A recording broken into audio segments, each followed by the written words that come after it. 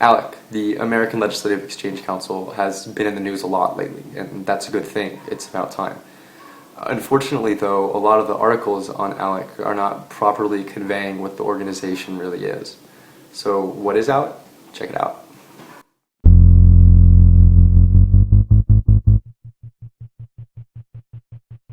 ALEC is a mechanism. It's a powerful organization based off an idea, and the idea is pretty simple. ALEC connects corporate lobbyists with state legislators and helps to push corporate-written legislation into the states, all 50 of them. The process works like this. ALEC holds a policy conference at a lush resort at, say, the Ritz-Carlton on an island off the coast of Florida. There, corporate lobbyists and ALEC-sponsored state legislators gather behind closed doors to assemble in task forces and vote on and adopt quote-unquote model legislation. Now, most of these bills are written by corporate lawyers themselves. Furthermore, corporate representatives have an equal vote with state legislators on whether or not the bills pass in the task force meetings. Think about that for a second. So, once adopted as model legislation, a bill goes into the ALEC policy manual and is then pushed out by the organization to its members in every legislature across the country.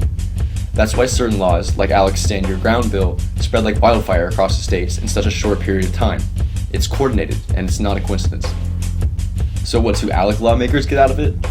Well, they get to do cool stuff, for free, all paid for by the corporations that are writing the laws. See, ALEC has what they call a scholarship fund, which is, like everything in ALEC, funded by corporations. ALEC legislators travel to these conferences in lush resorts, lay out by the pool, drink fine wine, eat tasty meals, smoke Cuban cigars, enjoy massages and tanning beds and daycare centers for their children, who of course come along on the vacation. Work trip, and after, these legislators get to expense all of that. They also get much needed campaign funds for their upcoming elections. That part of the process isn't as institutionalized as a scholarship fund, but it's definitely there and very real. When voting for a bill that a corporate lawyer just presented at a task force meeting, an ALEC politician sets up an implied quid quo pro agreement between him and herself and the corporate lobbyist. I vote for your bill, and you use your employee PAC fund to put money in my campaign coffers. Or at least that's how it used to work before the Supreme Court's Citizens United decision. Now corporations can dig right into their treasuries to support a candidate with IE funding. And what do corporations get from ALEC? Well, that one's pretty obvious. They get legislation that they wrote that will benefit their bottom lines signed into law. Of course, what's disregarded in this process is whether or not the American people benefit from legislation, and let me be clear, they don't. So let's say your corporation is CCA, the largest private prison company in the country, and you see the best way of filling beds in your prisons and thus increasing your profits is by incarcerating migrant workers. You make sure to join ALEC's Public Safety and Elections Task Force. That way, ALEC will adopt and propagate bills like Arizona's SB 1070, or support 3-strike laws. Or let's say your corporation is ExxonMobil.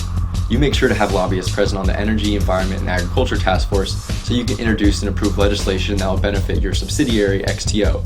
Legislation that creates loopholes so that you don't have to disclose what poisonous chemicals you put in the fluid you use to unlock unconventional gas plays using hydraulic fracturing. You know, the chemicals that can seep into our water supply and give people cancer, those chemicals. The list goes on, and so does the money, and so does the cycle. Now, when people hear about this, they get angry, and when they get angry enough, they vote out ALEC legislators. So another part of ALEC's mission is to restrict the vote. Here's what one of ALEC's founders, Paul Weyrich, has to say on the matter. Now, many of our Christians have what I call the goo-goo syndrome. Good government. They want everybody to vote. I don't want everybody to vote. Elections are not won by a majority of people. They never have been from the beginning of our country, and they are not now. As a matter of fact, our leverage in the elections, quite candidly, goes up as the voting populace goes down.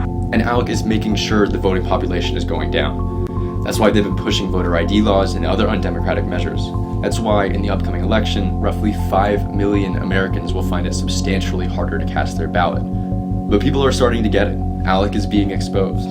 As of the publishing of this video, 14 companies, including Kraft, Coca-Cola, and Kaplan, have renounced their membership from the organization, and roughly 30 lawmakers have done so as well. That momentum needs to continue, and ALEC corporations, and ALEC lawmakers must be held accountable. So next time you read an article that blatantly distorts the truth, write the editor and make the clarification. ALEC is simply not, to quote the Wall Street Journal, a group of state lawmakers. You can find out more about ALEC and how you can help fight it by clicking on the links below.